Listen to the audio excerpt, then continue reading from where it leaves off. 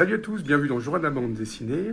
Vous aimez la BD, vous aimez le western, ça tombe bien, c'est un spécial western. Allez, on se retrouve après ça.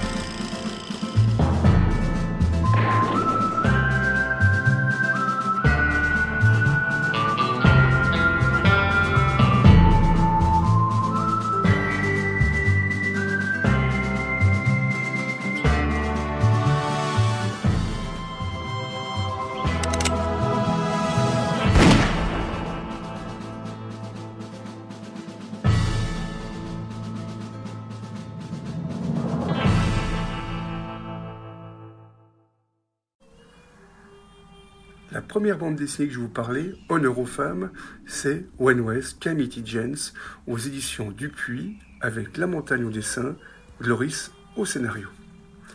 Le paysage de Monument Valley, avec ses assassins, ses chasseurs de primes, ses proxénètes, ses saloons, les prostituées, c'est dans cette ambiance que vit Martha Canary avant qu'elle devienne Calamity Jane. Elle travaille comme femme de ménage dans ce saloon, dans ce bordel, et c'est là que nous allons faire connaissance avec une belle femme, une grande femme du western qui va devenir Calamity Jane. C'est un album que je vous recommande parce que c'est vraiment une superbe histoire et c'est vrai qu'on a tous rêvé un jour de rencontrer Calamity Jane. Le deuxième album que je vais vous parler, c'est Gunfinter, le premier tome aux éditions Glénat avec Christophe Beck au scénario et Michel Rouge au dessin. Quelque part dans les plaines d'Arizona, alors que les Langsson, c'est des vaches à longue cornes, ont besoin d'espace pour brouter, voilà que les hommes commencent à mettre des fils de fer barbelés, et c'est là qu'on appelle ça les corps du diable. Parce qu'à cause de ces fils de fer barbelés, les éclairs qui arrivent, toutes les vaches meurent d'une mort mystérieuse, elles sont électrocutées, et c'est comme ça que naît un conflit entre deux familles de propriétaires terriens. Et là, on retrouve un homme inanimé, et c'est là que l'aventure va commencer, c'est là que naît Gunfinter. Quelques mots sur Michel Rouge, à savoir que ce n'est pas son premier western, c'était le digne successeur de Herman sur la série Comanche, celui qui a dessiné les 5 derniers albums avec les scénarios de Greg. La troisième BD que je vous parle aujourd'hui, c'est Langsson, le deuxième tome qui sort aux éditions Le Lombard, et c'est Yves Swolf au dessin.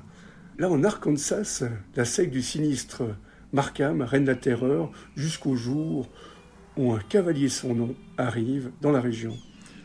C'est le deuxième album de Yves Swolf et c'est une superbe intrigue. L'histoire se concentre surtout sur Langsson et on sait enfin pourquoi il traque le prêcheur. Une superbe série qui se passe pendant la guerre de sécession. Ce n'est pas le premier western en bande dessinée de Yves Swolf, vu que c'est lui qui a créé Durango. Il a fait 17 albums, dont 14 qu'il a dessinés.